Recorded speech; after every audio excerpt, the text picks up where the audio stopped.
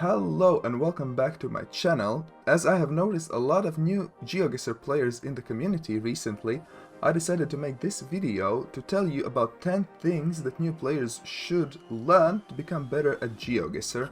You will learn all of these things naturally by playing the game, however, if you want to become better faster or just focus on one particular aspect, then here are 10 things that new GeoGuessr players should learn.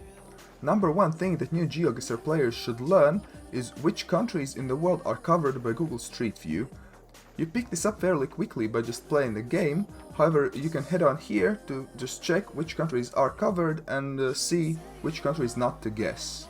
The second thing that new GeoGuessr players should learn is the driving side of the countries in the world. And as you probably know, most countries in the world drive on the right side, however there is a bunch of them who drive on the left side. And knowing this distinction can help with making guesses. When you take into account which countries have the Google Street View coverage, then the list of countries which drive on the left side isn't that big and it should be pretty easy to learn it.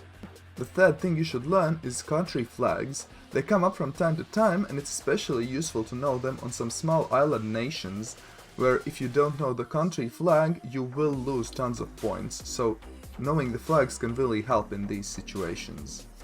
Another good thing to know is top-level domain names. Most of them are fairly obvious, however there are a couple that you should learn.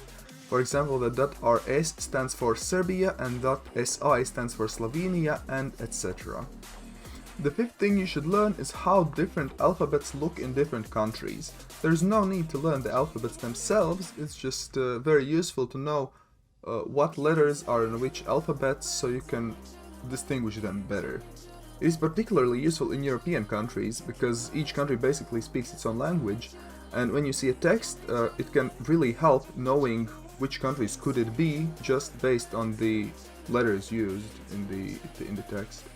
By the way, a great website to learn most of these things I am mentioning is geotips.net. I will leave it in the comments below. It is made by some wonderful people in the community and it will really help you to take your GeoGuessr knowledge to the next level. So the sixth thing that is good to know is the license plates and knowing how they look in different countries. Most of the time they are blurred out, but even when they are blurred out there are some differences that you might notice. For example, in Portuguese license plates they have this yellow strip on the right side, and it can be a good indication that it is Portugal if you see cars with this license plate. So my eighth tip for new GeoGuessr players would be learn electricity poles and how they look in different countries. It is especially useful when you are in a location where there is nothing else around, just a plain field and just some electricity poles. And it does help more than you might think, so make sure to learn them. Again, geotips.net, a great resource to use. Number 9. Learn signs. Some countries use blue signs, some countries use green signs, some countries use smaller signs, some countries use bigger signs. There are lots of signs to learn, but all of them can really also help to determine in which country you are.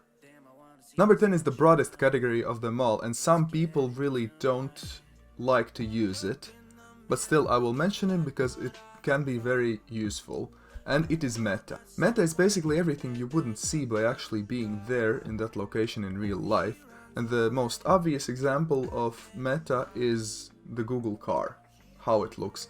For example, if you ever see a Google car that looks like this, it means that you are in Mongolia. There are tons and tons of metas, different Google cars, different camera generations, etc. If you want me to make another video talking about meta in itself, then let me know in the comments below. But yeah, this is another thing that GeoTips can help you with. Okay, those are the 10 tips that I would suggest a new GeoGuessr player learn. There are other things, of course, which I didn't mention, but I think these are good things to start off with. If you enjoyed this video, please press that subscribe button and like the video as well. If you want to see me play GeoGuessr live on Twitch, make sure to follow the link in the description. I hope you enjoyed your stay here and I hope to see you in the next video.